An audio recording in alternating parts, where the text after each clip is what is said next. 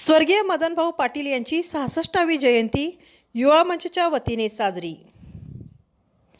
महाराष्ट्राचे माजी मंत्री स्वर्गीय मदनभाऊ पाटील यांच्या 66व्या जयंती सोहळ्याचा थरारक कार्यक्रम युवा मंचच्या वतीने आयोजित करण्यात आला होता।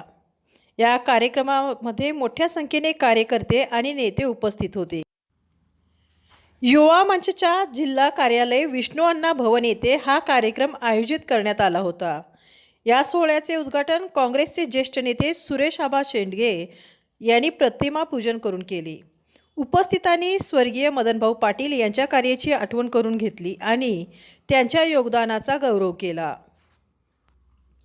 कार्यक्रमात युवा मंचचे जिल्हाध्यक्ष शीतल लोंढे, मयूर बांगर तसेच सांगली, मिरज आणि कुपवाड शहर महानगरपालिकेचे माजी नगरसेवक संतोष पाटील, प्रशांत पाटील, प्रकाश मुळके, विक्रम वाघमोडे, आनंद शिंदे, अविनाश जाधव, अनिल पाटील, धनंजय खांडेकर, विजय दळवी, सागर माने, मानसिंग शिंदे, वृषाली वाघचोरे आणि मृणाल पाटील हे उपस्थित होते।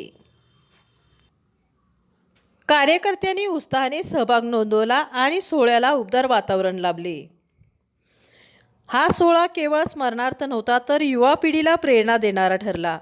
उपस्थितांनी स्वर्गीय मदनभाऊ पाटील यांच्या आदर्शाचा उल्लेख करत त्यांच्या विचाराचे अनुकरण करण्याचा संकल्प घेतला।